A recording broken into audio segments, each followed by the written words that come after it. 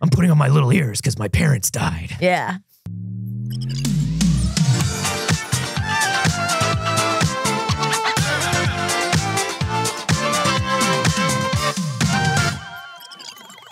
Hello, friends. Good morning. Oh, good morning, BBs. It's too early. It sure is. Welcome to the first, best, and only morning show in existence. I'm Anthony Carboni. And I'm Saige Ryan. Oh, what a show we have for you today. We're going to talk about Superman. We're going to talk about Star Wars. We're going to talk about the amazing weekend Helldivers had.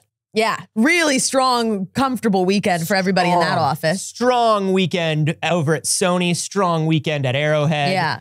Everybody having a good time at the Helldivers. And if you were excited to hear about any of those things and you're watching on YouTube, be sure to like the video and subscribe because we do a whole lot of this show. Oh, so much of this show. It'll also let Anthony know that you missed him while he was gone. Oh, listen, if I'm going to be gone, thank goodness Janet Garcia was here. Thank goodness for Janet Garcia. I wake up and I say it every morning. Yeah, I wear a little rubber bracelet that says TGIJG. Yeah, I think that was probably the acronym. Yeah. I think that was at least most of the letters. Yeah. Yeah. Hey, everyone. How was your weekend? Tell us about your weekend. How was your weekend, Anthony? Yeah. My weekend was good. I spent a little bit of it up at Lucasfilm. Yeah. Doing some Star Wars for the Star Wars weekend. Mm-hmm. Came home, watched the second episode of The Amazing Digital Circus, and it was fine. It was fine. It was a long wait for a perfectly fine cartoon. Oh, okay. Which I'm a little bummed about. But other than that, great weekend. How about you? I had a lovely weekend. This weekend was a lot going on in LA, and I feel like there was just no way to participate in it all. It was obviously Free Comic Book Day, and it was May the 4th on the same day. On the same day? That feels unbelievable. That feels cruel to nerds. Did you pick up your free Star Wars comics? No. What? But I did see episode 1 in theaters. Yeah? Yeah. Have you ever seen it in theaters before? I don't think so. Okay. If I went, I don't think I would remember it, so I don't think I did. Yeah. I think episode 2 was probably when I started being able to go to theaters with my family. I took my sister to see episode 1. It was her first Star Wars movie she ever saw. And I took her to see it because I was old enough to take my little sister to the movies. That's cute. And we watched at midnight on the night it came out. We watched episode 1 and my sister fell asleep. Oh. And I remember walking out, I was like, well, that one's a little different than the other ones. Yeah. And she was like, I'm going to watch them in order as they come out, which was code at the time for I'm not going to watch a Star Wars ever again. But man, that movie in the theater is such an experience, especially if you go see it in like, in a theater that has like the Dolby. And And I did. And it was so much fun. It's very interesting. Seeing it, any Star Wars in theaters tends to make me like want to cry a little bit. Sure. Because I was such a big Star Wars kid, but like I existed for so long in the gap between Star Wars. The liminal space, we call it. The liminal space of post prequels, pre-Disney. Yeah. And I waited so long to see Star Wars because I got into Star Wars as like a little bit of an older kid. So past the prequels, right? Post prequels, pre-Disney is your dating app profile, right? Yes, it is. Yeah. It's the whole thing's actually my username. That's right. Yeah. It makes me a little hard to find, but I think people should work for it. That's right. But I waited so long to see movies in theaters, and every time I can't help it a little bit. And I'm sitting there for the first good 15 minutes of this movie, and I'm like, people are ridiculous. Now I watch the prequels all the time, mind you. I know what this contains. Yeah. I'm like, people are ridiculous. This movie slaps. It does. I'm having a wonderful time. And then Jar Jar does show up and you're like, okay, I do understand your criticism. It is. I actually do. And every time I think it can't be that bad. Every single time I rewatch the prequels, I go, it can't be that bad. It is Jar Jar heavy. It's Jar Jar heavier than you remember. Oh, yeah. Like every time. And listen, we love Ahmed Best in this house. We love Jar Jar Binks in this house. Yeah. But there is something about episode 1. Yeah. And I say this all the time. The prequels are, of course, about the continuation of the Star Wars universe, but also about George Lucas really wanting to try out a lot of new technology and knowing the best way to do it would be to throw it in a Star Wars. Yes. And so particularly when you watch episode 1, you're like, okay, so he really wanted a ton of digital sets and a ton of this all computer character because he wanted us to know puppets are cool, but this is the future. Which like, hey, it was genuinely really important for technology and film and like did a lot and it looks good. But man, I mean, that's the thing, is it looks good. I hate to say it, it looks good. The part where Jar Jar is like sleeping on the ship. Yeah. And they just hang on Jar Jar sleeping on this ship for a long time. Yeah. And it's uncomfortable, but they are like, look how good we got this shot. But Jar Jar looks good, dude. Yeah. I get it. I understand. It's very interesting. Oh, interesting. Mr. Duck Sauce in the live studio audience said, I watched an edited version of episode 1 without Jar Jar, and it changed nothing and also made it better. It would it would make the film a lot shorter, but it wouldn't take a lot plot-wise. Here's the thing. I disagree. I disagree with it changing nothing because I refute your premise, sir. Because because the reason Jar Jar was there is because the movie is pretty long. Yeah. For a Star Wars movie. It is. And it also is a lot of exposition. It's a lot of setup for the next two. Jar Jar is there for the kids. Yes. And George has always said that. Jar Jar was there for the kids. Yeah. And if you had taken that movie out, or if you'd taken Jar Jar out, kids would not have liked that movie. No, it would be a very serious movie. Yeah. Here's what I will say also. I think people are obviously far too cruel to the little boy that played Anakin. Jake. Ridiculous. Jake Lloyd, yeah. I think that was foolish. I think the kid's adorable. Jake Lloyd is amazing. He's adorable in it. But Natalie Portman is so goddamn good. Natalie Portman, let me tell you. She's so ridiculously good. One of the reasons that Natalie Portman and Ewan McGregor are the stars that they are is because the dialogue in the prequels is not easy. Yeah. It's not easy. No. And they act. They act. Like they act. They are acting. They act, people. Jake Lloyd, it was really fun. I don't know if you ever saw this, but a lot of people were reposting it this weekend.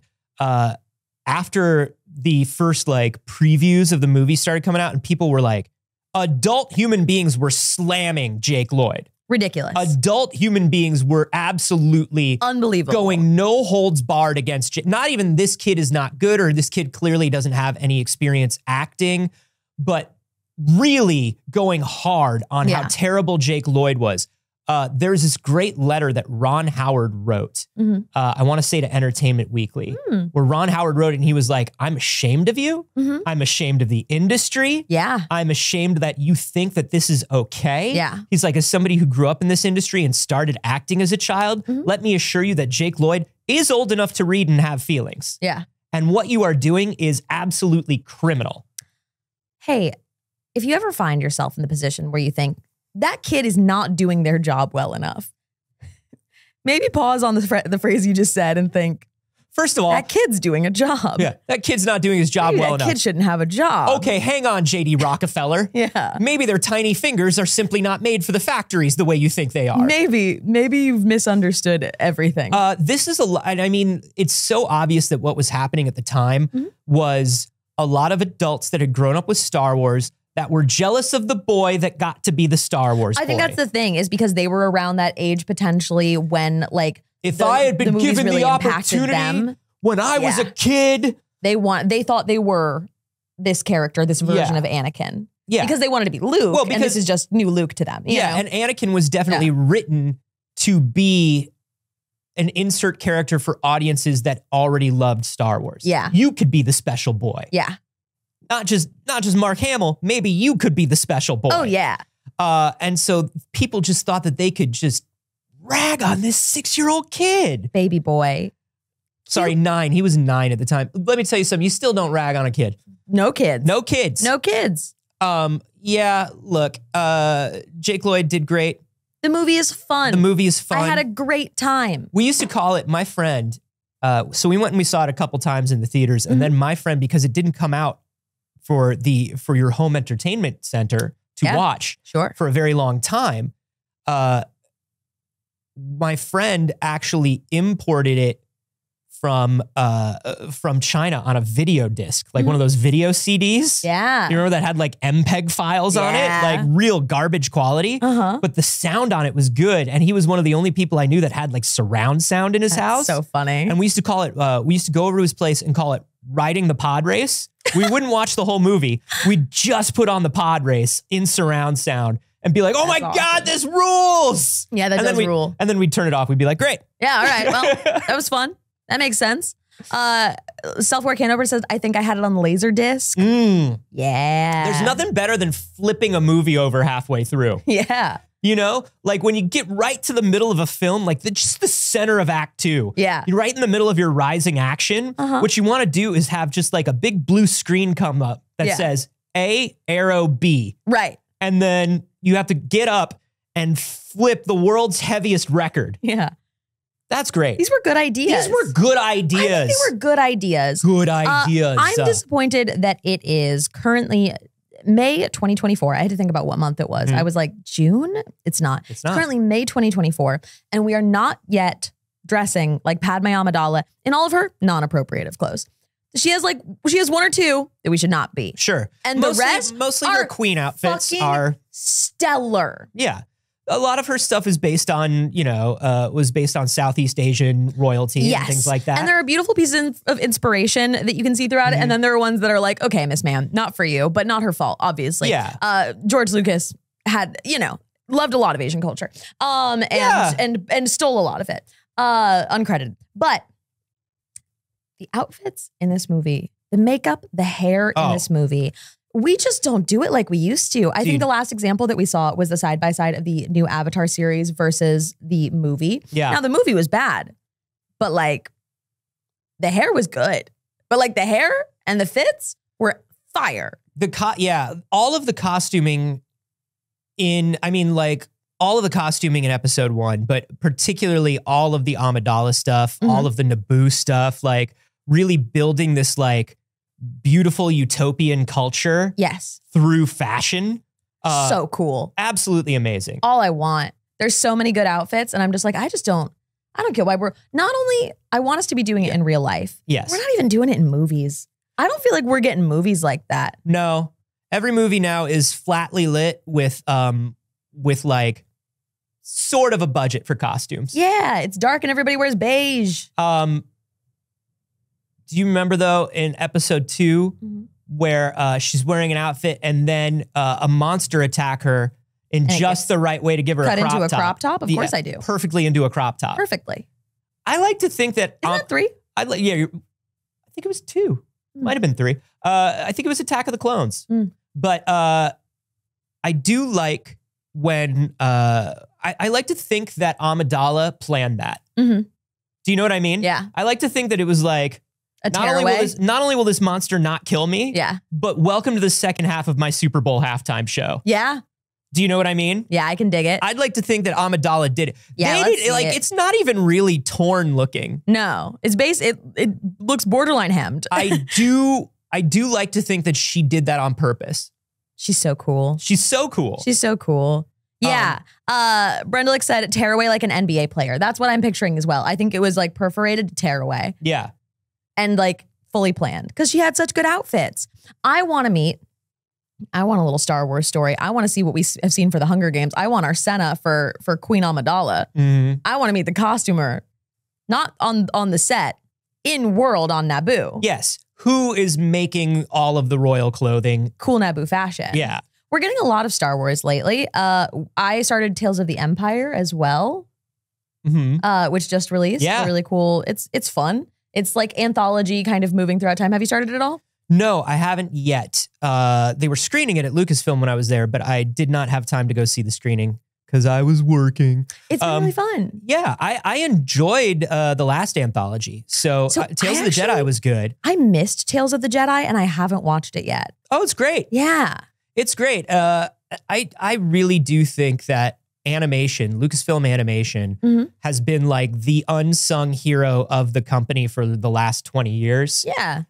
Like post prequels, pre-Disney. Yeah. Keeping that Star Wars alive, expanding the universe, expanding like the lore and everything. Yeah. They really can. And of course, obviously with Dave Filoni running it for so long. Yeah. Like just moving the stories ahead. I've always loved what they do over at Animation. And I'm excited to watch Tales of the Empire. Alex, what was your first Star Wars film in theaters? And good morning. Good morning. So I actually only saw the recent trilogy in theaters. Okay. All of the rest I saw with my family at home, and I loved them. My dad just showed them all to me, and I was really obsessed for a while. But I also haven't seen any of Tales of the Jedi except one episode that my friend showed me, which I think is maybe one of the best animated standalones I've ever Which seen. episode? It is I don't really want to reveal it. Okay. It is a young girl who I think gets turned away from her village, or she's on a trek and she comes to a mountain. Yes. Okay. Yes. Very good. That's a Thank very you for good no one. spoilers. Yeah. I was just curious if you grew up on the prequels as well, because I do think it. Not in theaters. But Okay. I did. But at kind home?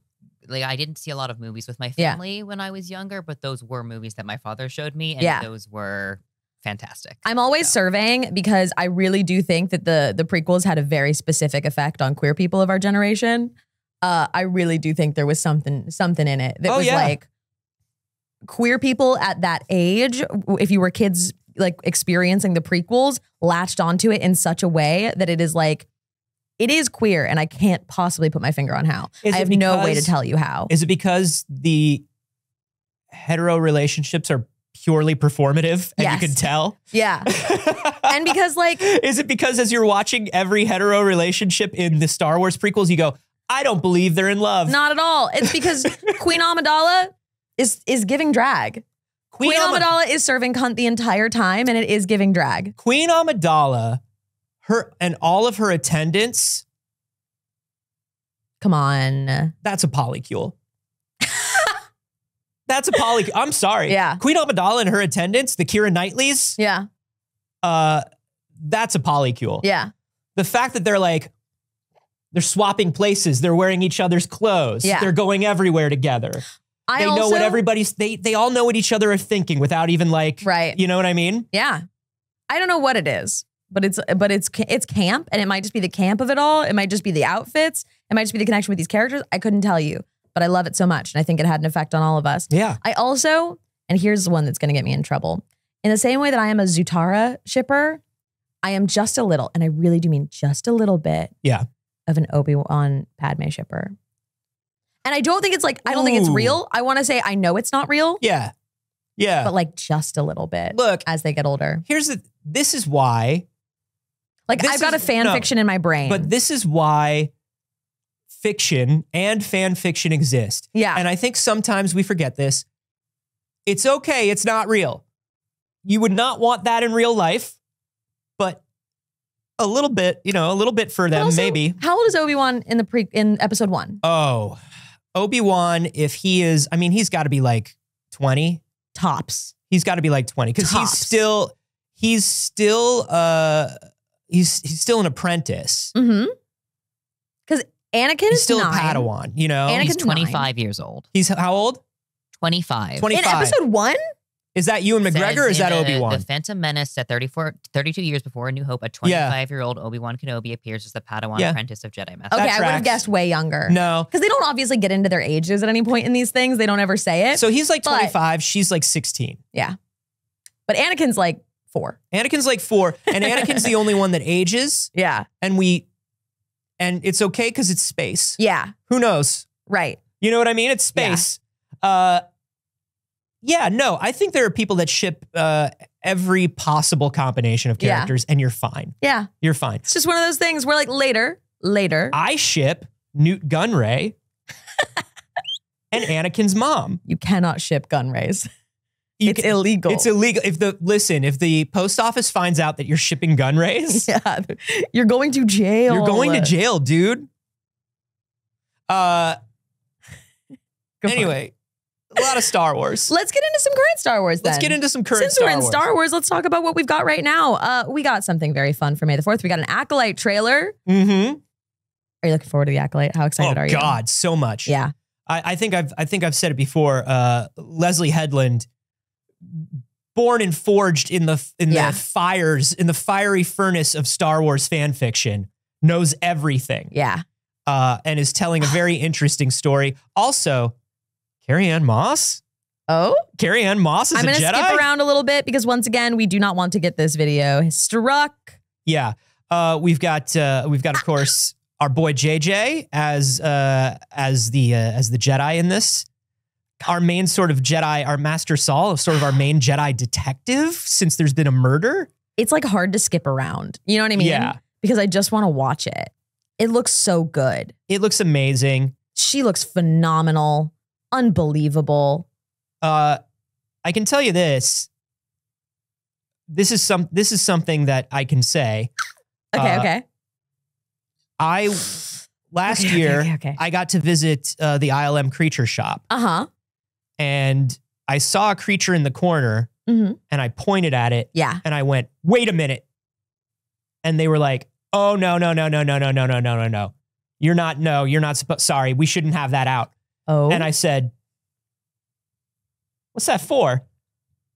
And they said, the Acolyte. And I got to tell you, Leslie Headland making some deep, deep pulls into the Star Wars little guys. Yeah. It's hard to say what our favorite parts of Star Wars are, but like we do love the little guys. Yeah. And Leslie Headland is bringing in some little guys that like only existed in the EU, only existed in like some of the old tabletop stuff. That's so cool. She is bringing in the little guys. I love it. It is a show for, and that's the thing is like, they're gonna be just like in the background for a single shot, right? Yeah. Like how in that first teaser, they had all of the younglings like meditating. Yeah. And right in the center, they just had a little guy. Yeah. You remember they just had some little guy meditating. Yeah. And I immediately texted everybody I knew at Lucasfilm and I was like, tell me about this little guy. Right? Fox of Future said rank Star Wars little guys. We don't have time to rank all of them, obviously. There's so many little guys. Do you have a favorite little guy? Oh my God. I mean, look, if you're talking about new little guys, obviously it's a Babu Frick. Yeah. I got to see some Anzellans puppets over the weekend. They had them on display. Oh my God, they're such little guys. Oh my God. They're such little guys. When I was a kid, I was obviously an Ewok guy. Yeah. But also I was a big fan of Teak. Teak is the weird creature that only exists on the forest moon of Endor in one of the Ewok movies. And he's that particular type of late 70s, early 80s. Can you pull up Teak for us? Teek. Late 70s, early 80s, ugly cute. Yeah. And I was obsessed with Teak. When I got to meet the puppeteer for Teak a few years ago, I lost my mind. I was like, oh my God, you're Teak. Yeah, there he is. I freaked out and he was cracking up. He's like, no one has ever come up to me and screamed, you're Teak. That's so funny. Yeah, I'm still Ewoks. I'm going to say number one. But also, to my core, when I think of Star Wars, I'm a droid girl over a little guy's girl. And I'm typically very much a little guy's girl. So like, you hear that, Short Kings? It's true.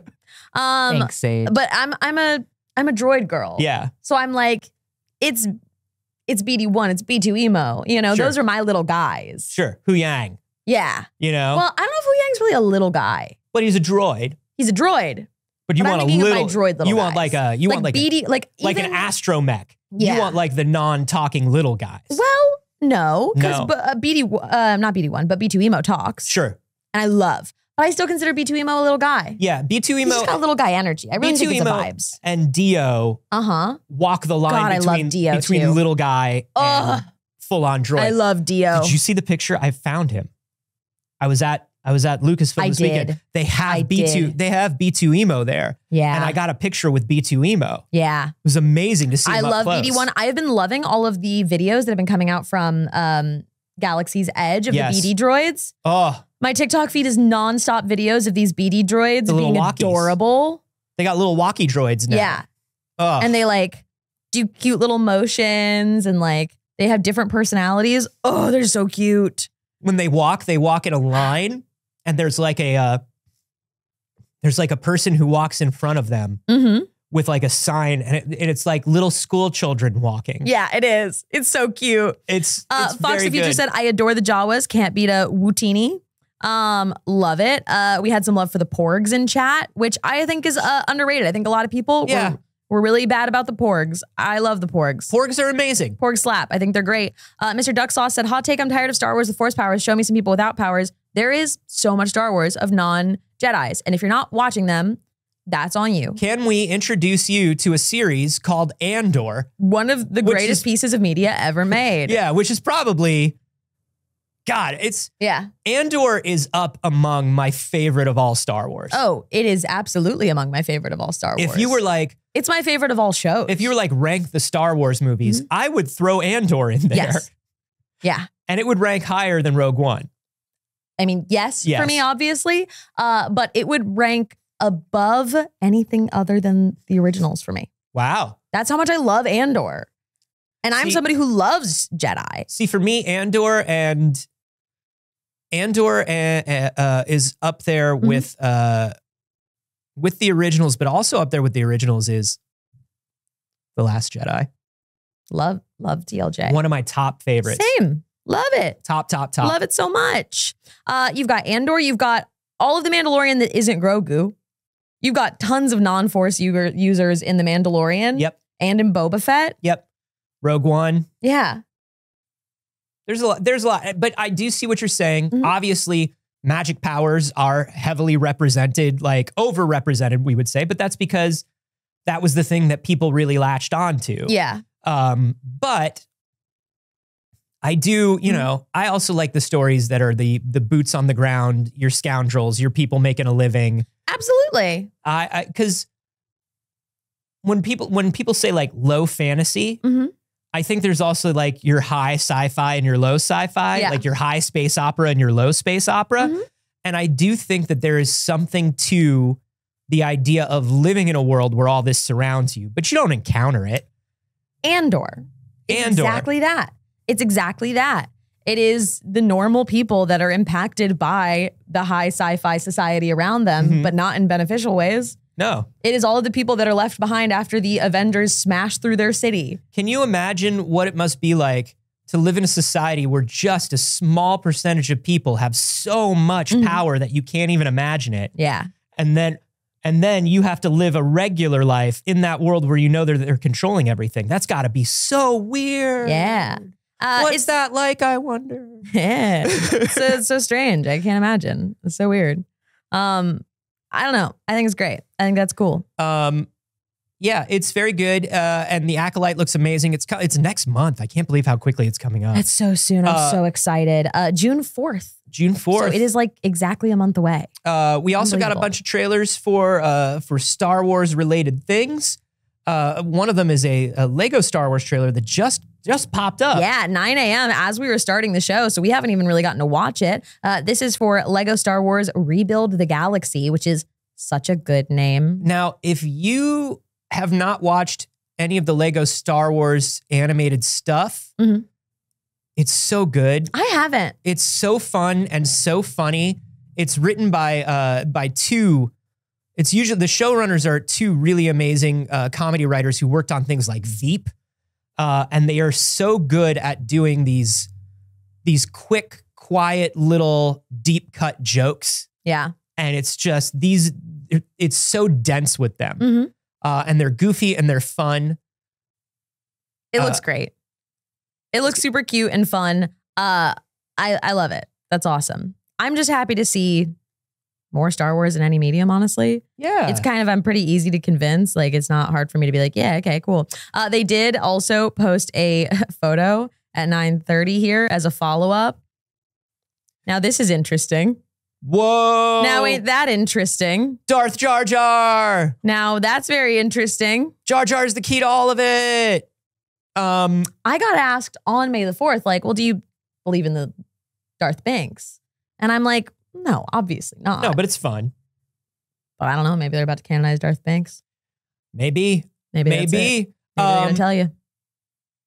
They also showed up, like they showed off some of the new Star Wars stuff in Fortnite. They showed off a bunch of Star Wars stuff this weekend, obviously. Yeah. And all of it's pretty good, but I am excited for a new Lego Star Wars special because they're always good.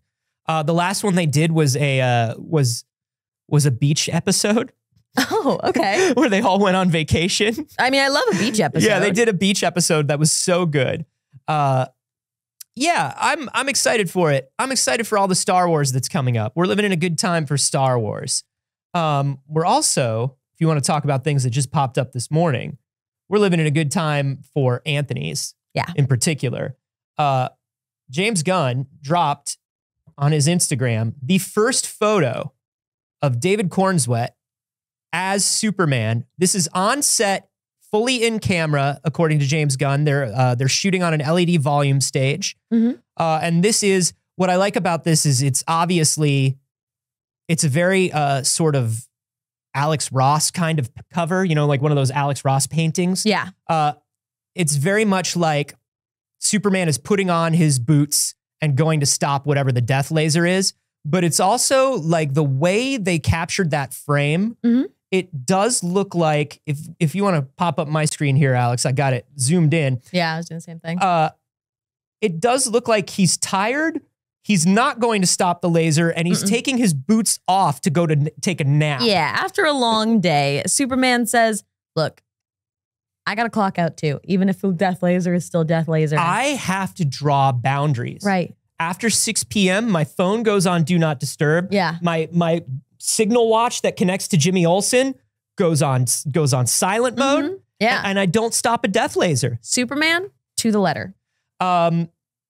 This, I want to zoom in on the costume and I want to take a look at this. Yeah. This is the Kingdom Come Superman S shield, sort of the Alex Ross style S shield, which is based on the Golden Age Superman and the animated Superman.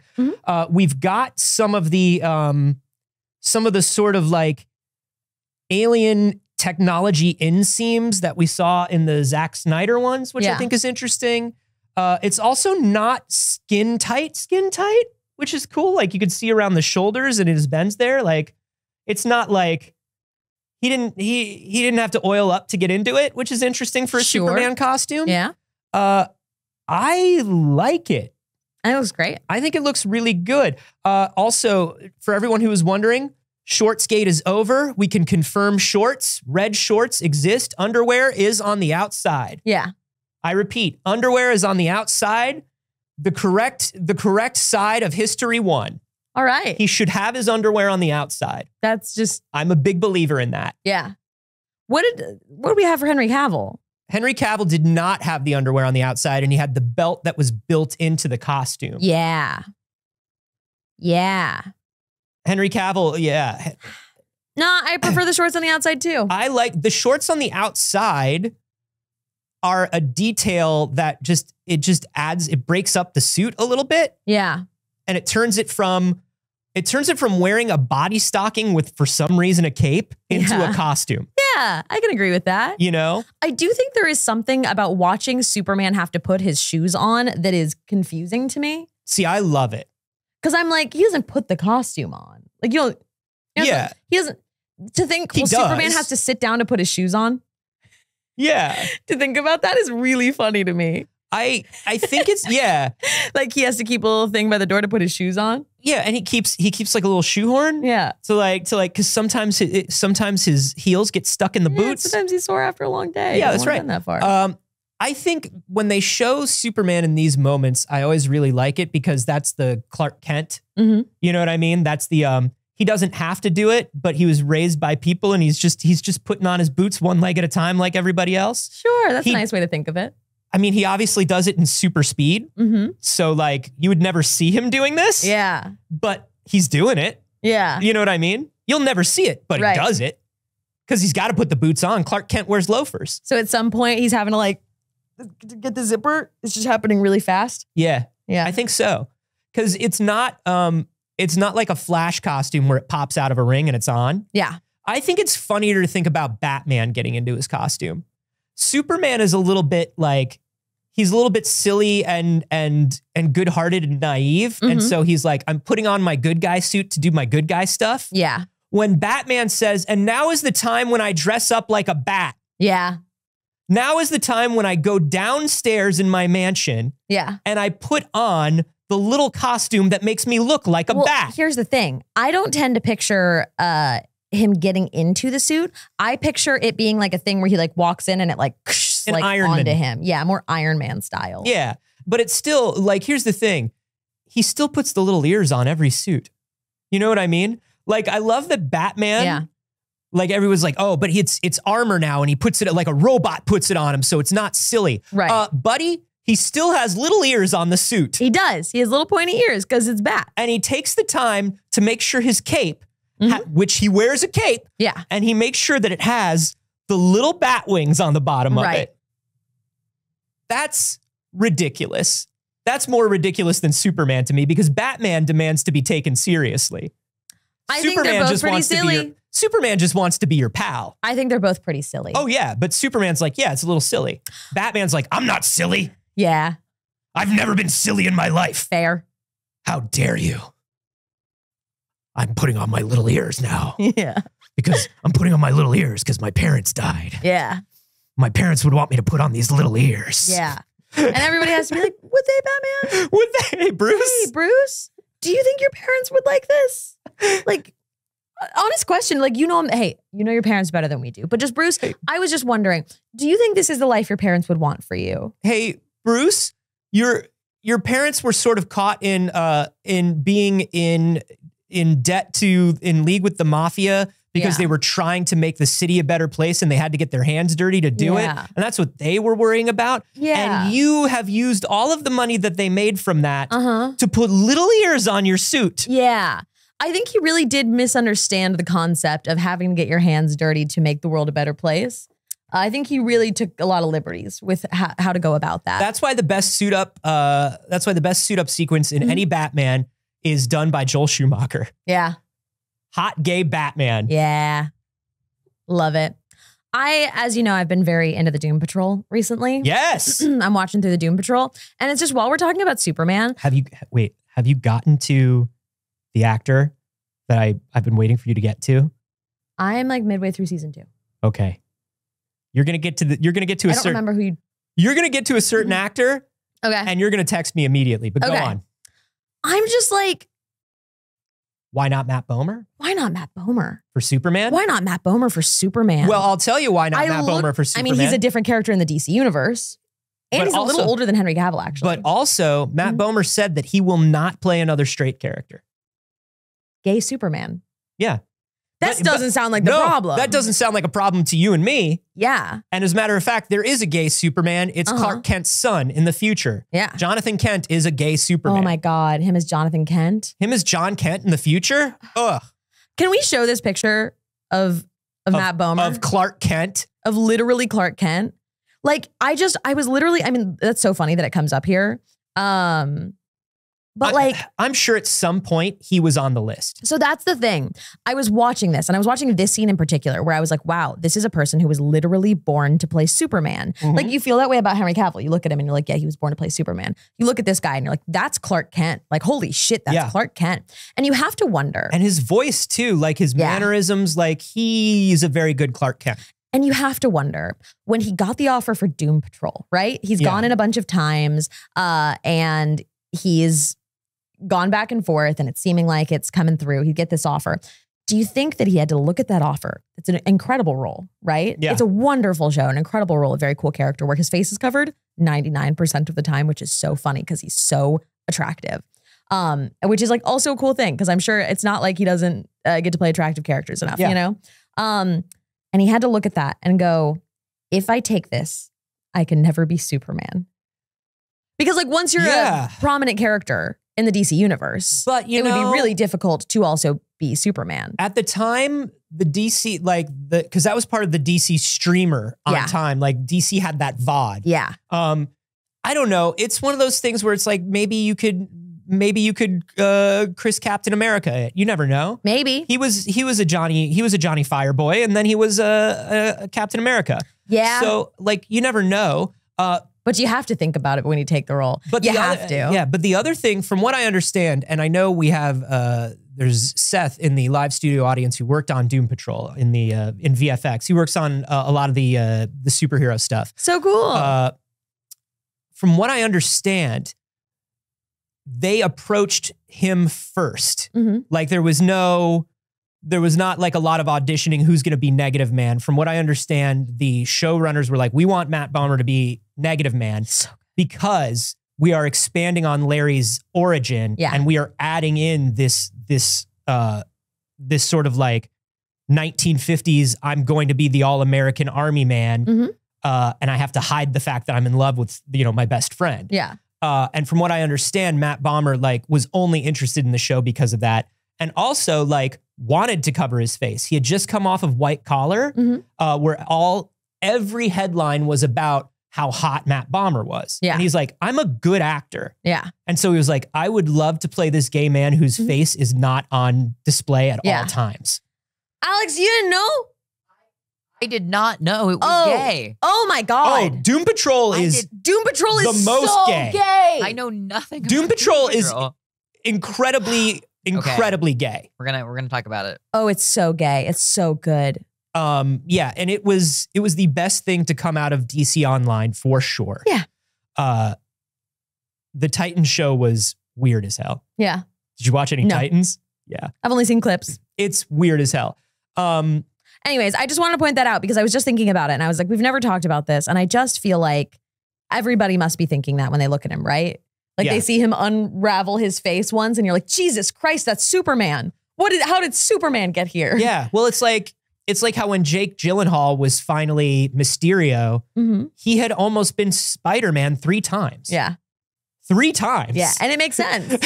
You look at him and you're like, yeah. Yeah, that's Spider-Man. Peter Parker, yeah. And it's so funny when there are stories like that where it's like, yeah, I was almost like 18 different characters in this thing. Right.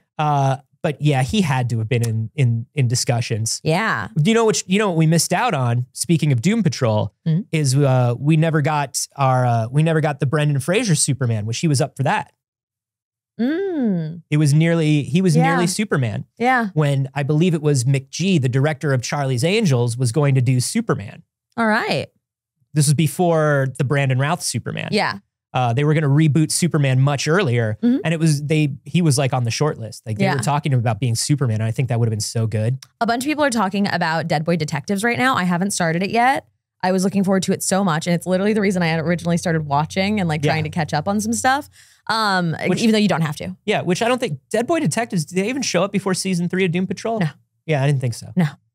I just was like, oh yeah, it reminded me I wanted to watch Doom Patrol. Yeah. But I'm very excited for Dead Boy Detectives. Same. People have been saying nothing but wonderful things about it. Same.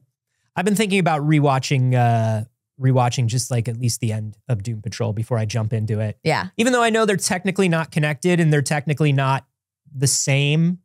They're theoretically connected, I believe. It's sort of like semi, but semi not. Yeah, it's like connected, but not in a way that you would have to want to watch together. Yeah. Very excited to see it though. Yeah. Very excited for this Superman. The more I see it, the more I'm like, okay. Now, granted, we've seen very little. Yeah. And studios are very good at only showing you the things that they know you're going to love. Yeah. And James Gunn is very good at grassroots marketing. That's sort of been his thing for a long time. Yeah. But this is very good. What's promising about it is it doesn't look Snyder Grayish. No. What's nice about it is that there are other colors in it. Yeah, this is, look, if somebody comes to you and says they desperately want to make a Batman movie. Yeah. Don't give them a Superman movie. Yeah. You know what I mean? Like, unless they say they would also love that, don't do it. Yeah. Don't do it. And I think that's the lesson we have for the entire last 10 years of the DC cinematic universe is if a guy just really wants to do a Batman, right? Don't make him oversee creative on an Aquaman. Yeah. You know? Yeah. It's not the same thing. It's not. It's not. I'm like, do we keep going? I don't even know where we go now. Well, I'll tell you where we can go. Let's go to as far as new things and new reveals with stuff that we love. We are, of course, your official show for all of your Super Nintendo World news. And we're going to keep saying that until Universal recognizes it and makes it real. At least like, I don't know, give us like a free ticket or something. Something, anything. I had to buy a Luigi band. Nobody wants a Luigi band. I was the only one. Yeah. Come on. Over the last week, they announced the, well, they didn't announce it. We already knew it was coming. We've known it was coming. But they showed the first video and fly-through of Donkey Kong Land in Orlando and the Donkey Kong ride. Donkey Kong Country is coming. It do look really, really good. Yeah. And the coaster looks unbelievable. Yeah. This is coming to Universal's Epic Universe, which is their third theme park in Orlando. It's got your Turf Wizards. Yeah. It's got the Dark Universe. Yeah. All of the Universal movie monsters get their own park. It's got the How to Train Your Dragon park. And it, of course, is Orlando's Super Nintendo World. So they have their Mario Land is basically like Japan's Mario Land. They have the Yoshi ride. They have the expanded land, which we don't have. But then there's a door that you're gonna walk through that takes you to the new Donkey Kong Land, which Alex, I believe, is a little farther on in the trailer. Yeah, if you can skip ahead. And as you go through, there it is. And as you can see, the main ride there is the minecart level. Yeah. And it jumps off the tracks. That looks cool. Now, obviously, this is not real footage of it. This is animated. So I'm curious to see exactly what it really looks like when it is a tangible thing. There's been some leaked test footage, which I can try to track down. Like it's been posted on some of like the theme park accounts. Yeah. But it looks really good is how it looks. It does. They've got Yoshi's amazing. Adventure. Yeah, they got the Yoshi ride. I want the Yoshi ride. Yeah. I'm also like, though, if you've got Yoshi, you've got Mario Kart, and now you've got the Donkey Kong kart, I am like, give us one that isn't a kart ride. Yeah. Universal. What if one ride that isn't karts? Sure. I don't know. Could happen. Could happen. I'm very, very excited for this coaster. Even though it is the third with carts. Yeah. Because, I mean, listen, Mario, you're doing a ride, obviously Mario Kart. Yeah. Like, that makes the most sense. Donkey Kong, you're doing a ride. Mine carts just make the most sense. It does. But you're right. I would like to see something that shows like a little bit more like we thought outside of the cart. I could pitch you 100 rides in a day. Listen, based on Mario. Every morning I wake up, I look in the mirror, and I repeat 100 rides. I did that book, The Artist's Way. My morning pages are all just pitches for Mario rides. That's right. You draw 1,000 Mario rides. Yeah. And it trains your brain to think about different Mario rides. To kick off creativity before you look at your phone. That's right. That's what it is. They patented, though, for this cart ride, a special system that has 2 tracks. There's a track that it looks like you're on, and then there is a second track that is the real track that your cart is riding on underneath, and your cart is on like it's like a C. It's like a bent thing where there's your cart, and then it's connected by like a little arm to a bottom cart that's the real cart. Yes. And then the arm is hydraulic and can move almost like a camera on a gimbal. Yeah. And so the cart can move independently. Yeah. And when you're watching people like jump over, you go through the rocket barrel and you jump over it, and it really does like lift you off the cart from your point of view. That's awesome. Yeah, I see that. That's right. That's really, really cool. Skywalker brings up Mario Galaxy. Hear me out. Something like Space Mountain. Yes. But Mario Galaxy. But Mario Galaxy. Space Mountain, but Mario Galaxy. And you're just flying through launch stars. What if it was a lie down? Ooh. You know what I mean? Like some of those, like the Superman coaster or whatever, where you do like a lie down. Yeah. And you're just flying through space through launch stars. Love it. And every time you go through a launch star, it spins you a little bit. Yeah, sometimes you got to get upside down. Yeah. Yeah. You got to mess with it where it looks like the world is moving around you. Like you don't even have to be upside down for a lot of it, but parts of it look like it. Yes. Really cool. Demo Nacho brings up, obviously, there has to be a Luigi's Mansion. Now, I want to talk about it because how do we do a Luigi's Mansion that's not a cart going through Luigi's Mansion, right? Because no more cart rides. No more carts. No more carts. So I'm like... You're on Luigi's shoulders. Okay. And every once in a while, he looks up at you and he goes, "You comfortable, buddy?" Yeah. And then he winks, and it's weird. Weird. What about a good old haunted house walkthrough? What about a good old haunted house walkthrough ride? There used to be tons of them. Disney used to do them all the time. Yeah. Universal notoriously used to have a year-round. It was like Universal Monsters for a little bit. And before that, it was just like, who the fuck knows, a random like generic horror property. Yeah. Where they had a year-round haunted house. Oh, I don't think we had that in Orlando. We had it here. We had a year-round haunted house. It was awesome. I think for theme parks, haunted houses where anything that's self-guided is a nightmare. Because of just letting crowds walk around in a space. Yeah. And like they moved you through it. They could move you through it. I think it was cool. Does anybody remember that? Have you been through that? The one at Universal Studios in LA? I think that would be cool. Yeah. I also would love a Mario Party. I think a Mario Party that is like a guided through, once again, kind of like walk or move through. You're not in a vehicle kind of situation. Would be tight as hell. Like a game that you can play. Yeah. Some people have some Luigi's Mansion ideas that I really love. If you're going to do a walkthrough, they say do a walkthrough where you have the vacuum Yeah. And like maybe you're wearing AR goggles the same way you do on Mario Kart. And you are actually like... Plays a little bit like the Buzz Lightyear ride at Disneyland. But it's more... I wouldn't be mad if we're even in a cart for that. I would like to see it more physically reactive. Yeah. So like it's the Buzz Lightyear thing, but there are like real dressers or doors or something like that. And when you point your vacuum at it, it will open a real door. That's so cool. Like a physical door, God, that's so cool. And you don't even have to go as crazy as like the AR goggles on everybody. You could do, well, that puts you back in a cart, unfortunately. I was going to say, what if it was just like a Pepper's Ghost? Yeah, people were talking about like a haunted mansion. Yeah, like an old school Pepper's Ghost where Universal, it's just like hit us up, put us on the team. Reflected on glass. We've got ideas. We've got ideas for Universal, and that's not even all Nintendo stuff. That's just Mario, babies. Come on now. Come on. We got ideas for everything. Yeah. I'm excited that the Donkey Kong Land is coming out. Yeah. Donkey Kong Country coming out is important. Yeah, here we go. Would you like to allow TikTok to show you notifications? I would love that. I would love it if TikTok just popped up notifications on me. That also is animated. Yeah, but this is a more detailed, like a demo of it. Yeah. Alex, if you want to bring up, I want to show the arm. So like you can see. It's not the track you're actually like on. How it works. You're hovering above the track when you're being held on by the other one. Very cool. Very cool. I like it.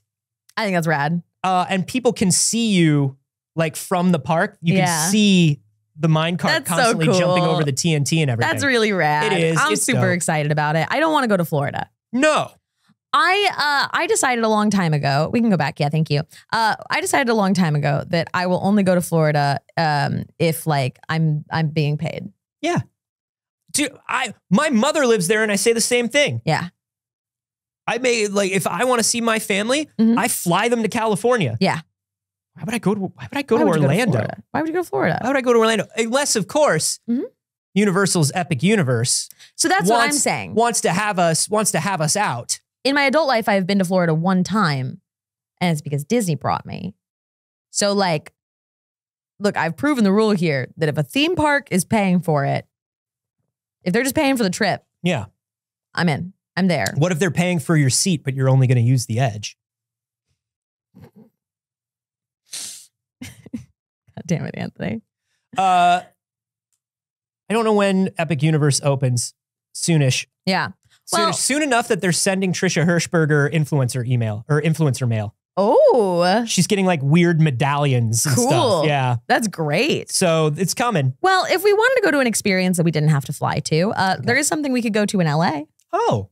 You're talking about like Universal Hollywood. No. You're talking about like Disneyland. No. You're talking about Magic Castle? No. What are you talking about? The Wonka experience. No, that's in Scotland. No. The Glasgow Willy Wonka experience has come to LA. No. Well, a version of it. We talked about this when they initially announced it, and no joke, they flew out the Oompa Loompa, the famous Oompa Loompa from the photos, to be at this thing. And it looks absolutely fucking unhinged. They've done this as like a parody experience. Yeah, this has nothing to do with the original weird con artist. Yes. That has been a scourge of the Scottish countryside for many years. This has nothing to do with anybody who put on the original experience. This is an LA company that put on their own version of the nightmarish Glasgow event. Yeah. And they've turned it into kind of like a rave. It's kind of dope. So essentially, I'm actually. Do I know like 3 people in that picture? I'm like, yeah, that's Matt Key and Brittany Wall. Yeah, I was like, do we know like 3 people at that Wonka picture? So funny. I wasn't gonna say anything, but I was like, I do know those 2 people in that. That's really funny. Okay, great. Anyways, what we also know is Kendall, somebody who works with us on this channel, went and made a video that's really great, and you should all go watch. It's on her Instagram at Kendall Lynn, and she did a full video. And if you can play my screen, we know what Kendall works with us on this channel. All right, we can talk about it. Yeah, Kendall and I are doing a podcast. Yeah, the first episode is out. So Kendall and I do our reality dating show podcast. I'm not playing it with audio intentionally because there is music on it. But the audio is fantastic. So I recommend you all go watch this. You can see that on stage, they're bringing up versions. Is the unknown? They're bringing up versions of people that are connected to the Glasgow event. Yeah. And they're doing some sort of stage show with them. Yeah, they are. Basically, she was like, it is a trip and you just have to like let go and let God once you get there. One of the things that happened and one of the things that the way that I first heard of this, there she is. Get that bag, girl. Get the bag. Get that bag, girl. One of the first things I saw was something where like people were assuming that somehow Nathan Fielder was involved with this.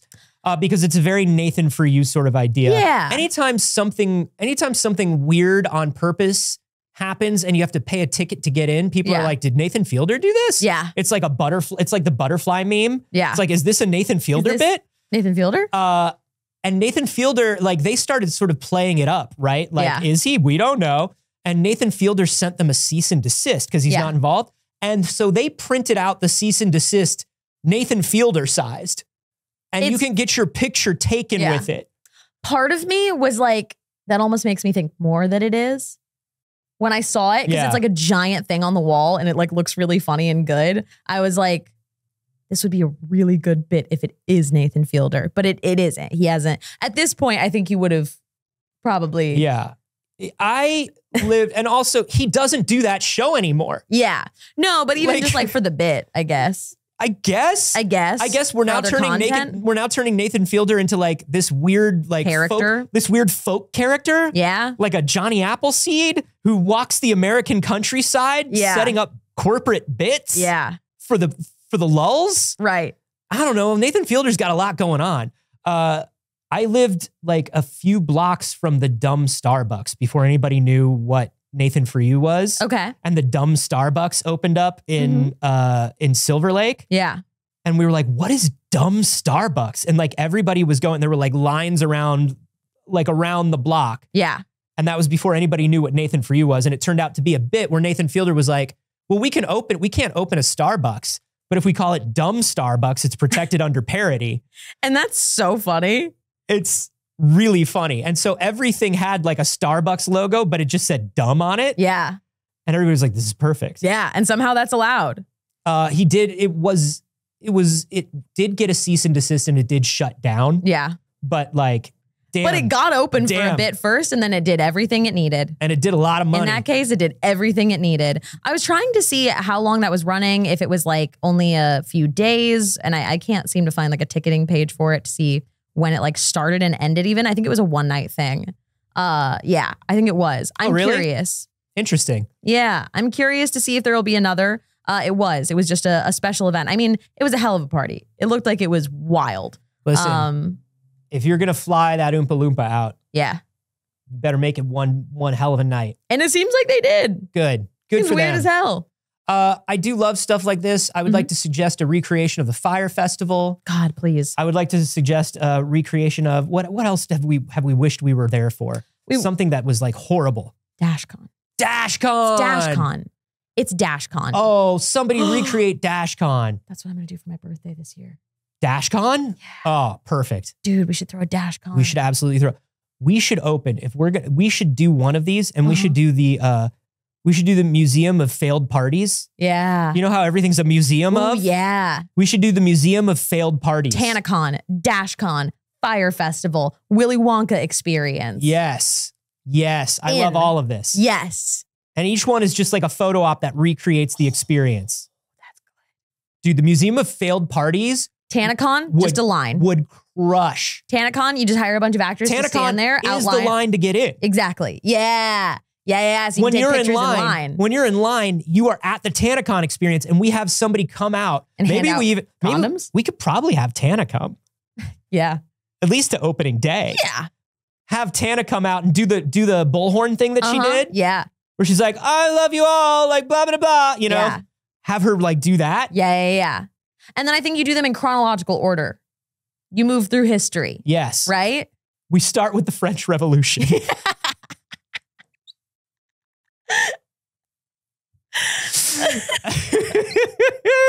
Ooh, that's good. Oh, that's good. That's very good. People should be really letting us do things. Hey.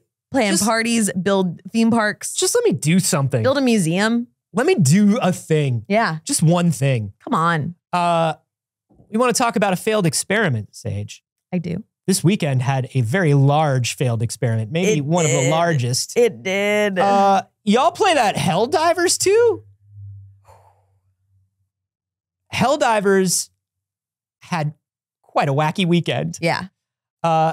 It started with PlayStation saying, hey, just so you know, if you're playing Helldivers on the PC, you're gonna need a PlayStation Network login. Yeah. Starting like next month. Otherwise, you can't play Helldivers 2. And immediately everybody went, Nani the fuck? I'm sorry, what? No thing. No, I don't want to do that. Why? Listen, 10 years ago, if you want to be a Ubisoft and you want to have a Ubisoft Connect, like a Ubiplay or a Ubisoft Connect, a Uplay, whatever it was, you want to start an Origin, all this stuff, 10 years ago was your time to do it. You don't get to do that now. No. You don't get to say, yeah, you're playing it on Steam, but what if there was a secret second login that you needed? Sea of Thieves had to do that with Microsoft for a while. Yeah. We don't do that anymore. No. We do not do that anymore. Immediately, hundreds of thousands of people started reviewing Helldivers and giving it a negative review. It went from one of the highest rated games in recent memory to one of the lowest, with mostly negative reviews. Which is wild. A lot of that also comes from what a lot of people are referencing in the chat. Not everywhere has PlayStation Network accounts. That's the big thing. So everybody went, wait a minute. Hey, my country doesn't have PlayStation Network. You simply don't have it here. Yeah. Even if I wanted to sign up for your garbage, which I don't. Right. You won't let me. So I'll just lose access to the game. Right. So I paid for this game and now what happens? Well, what happens is Steam goes, okay, we're pulling it off. We're pulling it off Steam in every country that doesn't have PSN. 170 countries. It was removed for sale. Wild. 170 countries. There are like 216 countries in the world. That's most of the countries. It was pulled off. Not only that, Steam was giving refunds beyond the 2-hour mark, which Steam almost never does. Yeah. Because Steam was like, we sold you something and you can't play it. So like we can't keep selling a thing people can't play. And I'll tell you what, that's when Sony went, oh, wait, you're giving people, you have to give them their money back? Oh, We you're can't just keep you're it? We just can't just doing have it? We can't just have that money? You're giving them money and you're giving us chargebacks? Ooh. So not great. Not great. Not great for PlayStation. But it looked for most of the weekend like they were going to stick to their guns on this. Yeah. Like most corporations that did an oopsie whoopsie fucky wucky, they were determined to just keep doing it. Yeah. And refuse to admit that they were wrong until finally last night around 10 p.m. 10 p.m. Whew. That's our time, which is the latest 10 p.m. you can have in America. Yeah. Sony came on the PlayStation Twitter and they said, hey, our bad. Hey, everybody, our bad. We're sorry. Yeah, their exact wording was very corporate, obviously. We've heard your feedback on the Helldivers 2 account linking update. The May 6th update, which would have required Steam and PlayStation Network linking for new players and current players beginning May 30th, will not be moving forward. We're still learning what is best for PC players, and your feedback has been invaluable. Oh, okay. Thanks again for your continued support of Helldivers 2. Yeah. And we'll keep you updated on future plans. Oh, thank you so much. Thank you to my haters. Thank you to my haters. Thank you to my haters. And thank you to my haters. Your feedback was invaluable. Yeah, thank you to my haters for pushing me up in the most hated algorithm. Yep. All press is good press, except for when we lose millions and millions and millions of dollars. Yep. So they did walk this back. This was getting so bad. I mean, obviously people were reaching out to Arrowhead. Yeah. People were so angry, and they were angry at Arrowhead, and Arrowhead was like, yo, that's not on us. That's not on us. somebody was like, hey, I don't have PSN in my country. What do I do? To the CEO of Arrowhead. And the CEO of Arrowhead was like, I'm sorry, I don't know.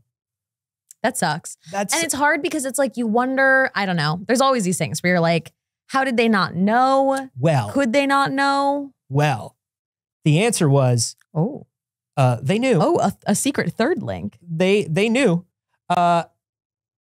Yeah, there was a tweet from the CEO who said, I do have a part to play. I am not blameless in all of this. It was my decision to disable account linking at launch so that players could play the game. I did not ensure that players were aware of the requirement, and we did not talk about it enough. We knew for about 6 months before launch that it would be mandatory for online PlayStation titles. And didn't say anything. Oh, shit. Now, there are reasons for this. There are reasons for this that they did kind of get into, which was, number one was self-preservation, obviously. We knew that if people knew this, they wouldn't play the game. But then you're taking their money. But number two was they were hoping throughout the entire process that they could show Sony how popular one of their games could be if they didn't put this in and get Sony to reverse this. That's gambling with 177 countries, $40 US. Yeah. It's a big swing. That's a big fucking risk. Because it was just one of those things where it's like, yeah, okay, well, you're taking a risk, but you're not risking yourself. And that's the thing. People are allowed to take risks with their own shit, and they're not allowed to take risks with other people's. And that's the thing where it's like, no, that is unforgivable to me, because like you were gambling like, oh, well, maybe we can with all of these people's money, knowing that there was a chance that they ended up essentially getting scammed, and you had no plan to take care of them when they did too. This is a very strange move from Arrowhead, which I would say if there are two studios right now that had a pro community sort of vibe, it would be Larian and Arrowhead. Sure. And Arrowhead really squandered that within a period of 48 hours. Get wrecked. This was so bad that obviously Arrowhead was getting the kind of shit that you would imagine. Yeah. Were there death threats sprinkled in? You bet, baby. And do we believe that should never, ever, ever, ever, ever, ever happen? Yes. Nobody should harass anybody from Arrowhead. Yeah. However, I will say Arrowhead should be held accountable and viewed as the company that they realistically are. Yes, absolutely. That's it. So there was a bit of an apology, but then the other thing was like, this started spreading. Man, screw you guys. That sucks. That sucks. That started spreading to other studios, right? Because this was a thing where when they announced that this was going to happen with Helldivers, and they announced that it was going to be required for all Sony PC titles. Yeah. They started, like, the community started reaching out to other developers. You're like, is this going to be a thing for your game? Yeah. So basically, like, people were reaching out to, the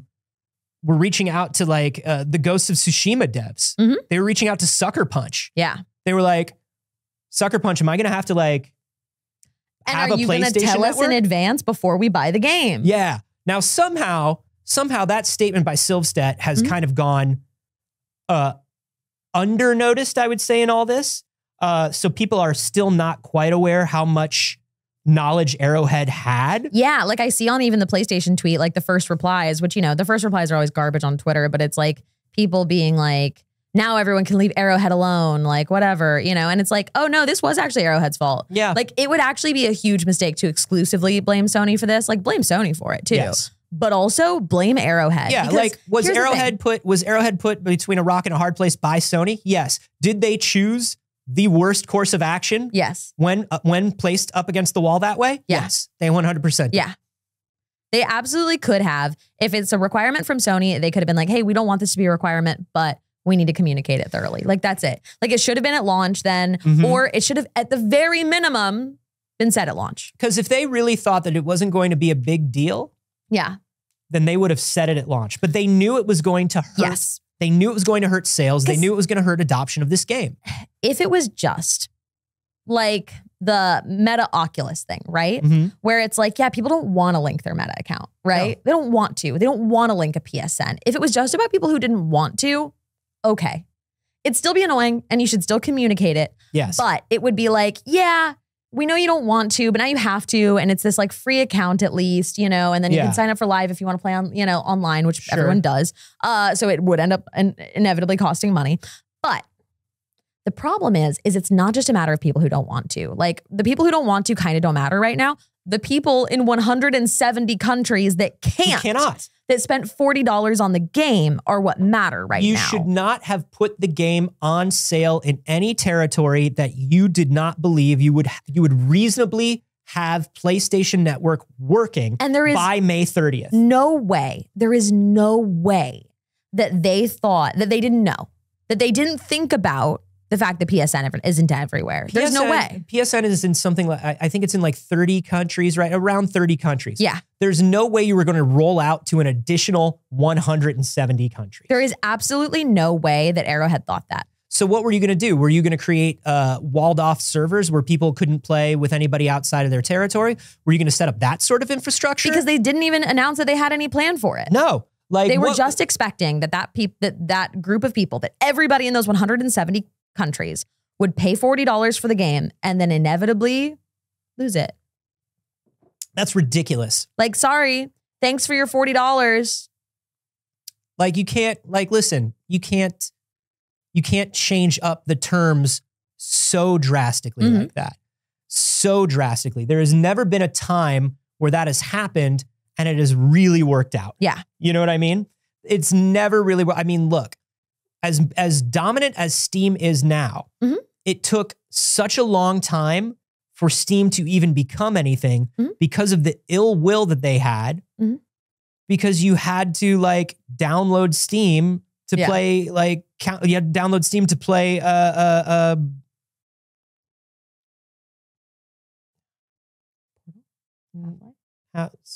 multiplayer. You know what I mean. You know what I mean. It's a big one. It's got a spy and a sandwich.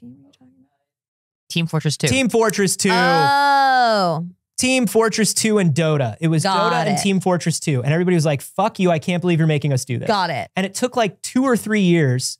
And they had to like give away, they had to be like, you can only get Portal here and we're going to give away games. Yeah, that's and why I was what are we going to do?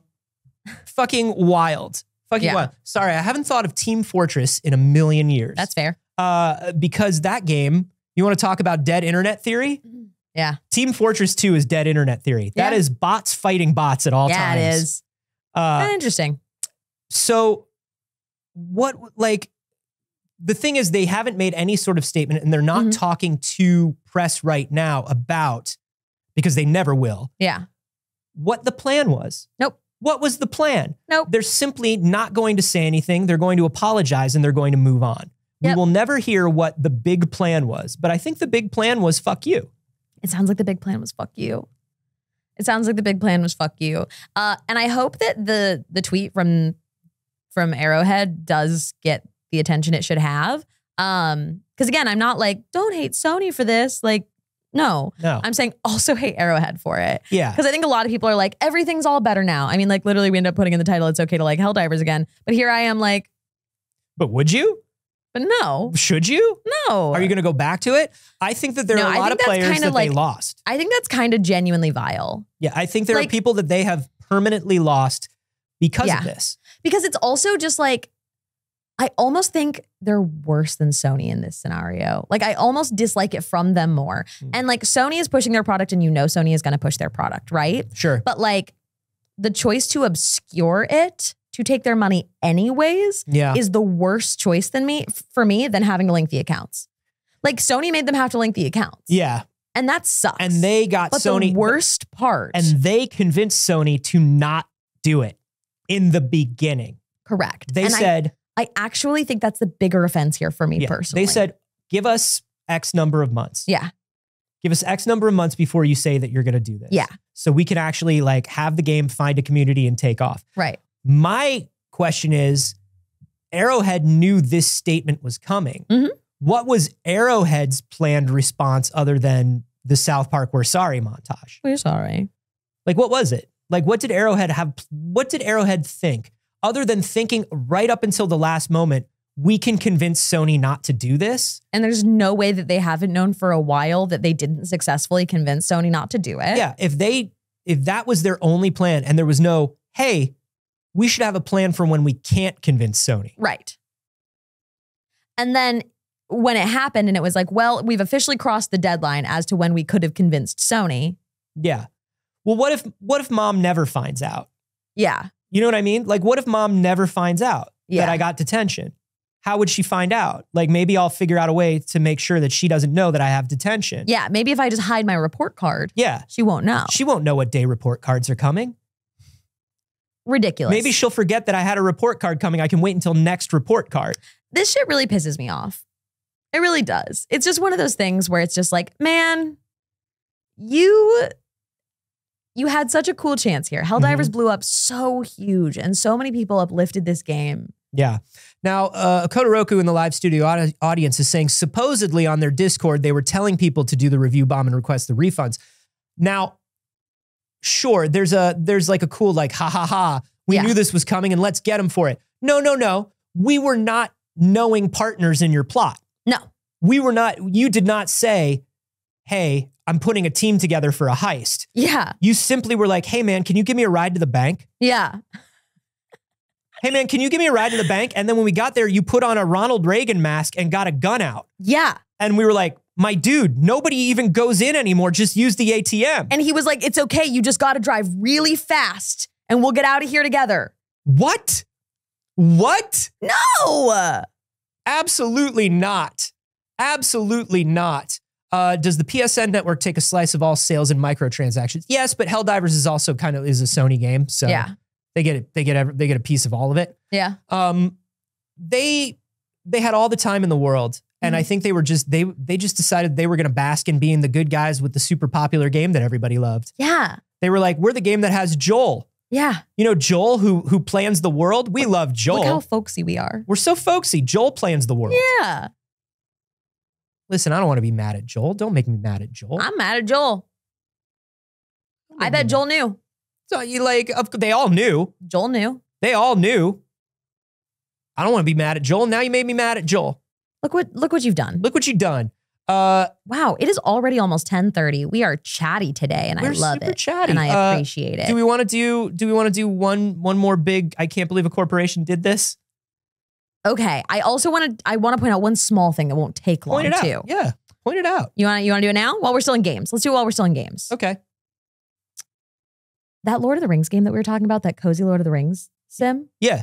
Really cute. Okay. That Tales of the Shire kind of very Tales of adorable. the Shire. Do you know what it's officially called? Tales of the Shire. Tales of the Shire what? Tales of the Shire, please. Tales of the Shire. The Lord of the Rings game. The Lord? Tales of the Shire. The Lord of the Lord of the Rings. The Lord of the Rings game. The Lord of the Rings. The Lord. The Lord of the Rings game. The Lord. No. The. It's messing with my brain. The phonics of it give me bad taste in mouth. The Lord of the Rings. The Lord of the Rings. The Lord of the Rings. A single the Lord of the Rings. And Lord of the Rings. And the Lord of the Rings. I'm never gonna say that. I'm just gonna say Tales of the Shire. Yeah. But the official Why didn't they just call it Lord of the Rings, Lord of the Rings, Tales of the Shire? Yep. No. Dude, what? Hey, Embracer? We got questions.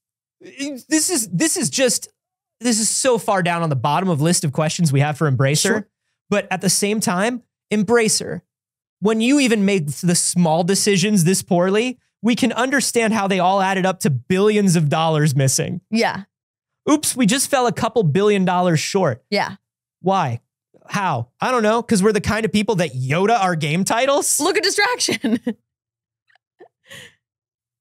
The Embracer. The Lord of the Rings game. I looked at it 10 times before I was able to understand what the fuck that said. I was like, that's not the name. It's not why would anyone put the? And then I'm like, yeah, I guess for branding, it can't be a Lord of the Rings game for them. They have some kind of brand Bible it has to be called the Lord of the Rings. So again, the Lord of the Rings, Tales of the Shire. That flows. The Lord of the Or even just, you don't even have to put game in it. And you could do Tales of the Shire, The Lord of the Rings. Right after somebody named that, they said that they were tasting pennies and they had to be taken to the hospital. Yeah. But it went to print. They just started saying random words. The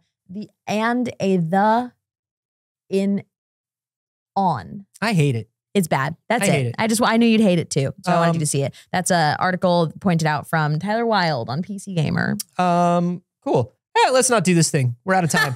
All right, screw it. Whatever. We're out of time. It's gonna take a while. Yeah, it's fine. It's good. We'll do it on Friday. Come back on Friday. Come back on Friday. We'll see you then, everybody. Thank you so much for joining us. Thank you for spending your morning with us. We appreciate you so much, Anthony. I'm so glad that you're back. We missed you. Thank you. What? It should be called One Tales of the Shire. Yeah. The Lord of the Rings game. Yeah. One the Tales of the Shire. One the Tales of the Shire. Yeah. Because if they make a sequel, right, it'll be another The Tales of the Shire. To the Tales of the Shire. The Lord of the Rings game. Yeah. One sock cutter, he cuts socks. 2 sock cutters, they cut socks. 3 sock cutters, they cut socks. 4 sock cutters, they cut socks. 5 sock cutters, they cut socks. 6 sock cutters. You can't say that. Thank you so much for joining us. It's been so lovely to be back. We love you all so much for being here. Yeah. Thank you to everybody who has been supporting us on social media, letting people know about the show. Thank you to everybody watching on YouTube. It really is a lot. We're starting the YouTube channel. It's been going strong. Yeah. And we've been seeing the growth. If you wouldn't mind, thumbs and bells.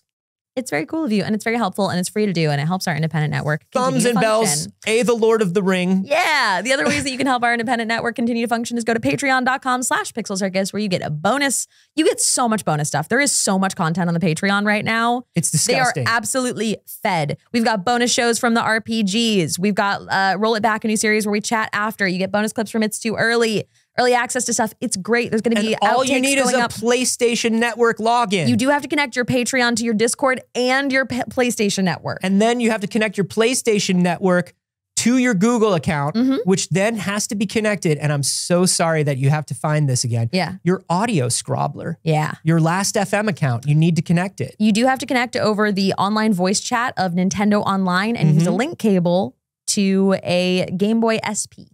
Or you can just go to patreon.com/pixelcircus. Yeah, it's really great. And I hope that you'll check it out, and I hope you enjoy it. And if you want a free trial, you can get 7 days and just watch as much content as you can in those 7 days. It's great. It's awesome. You want a free trial? I'll fucking take you to court.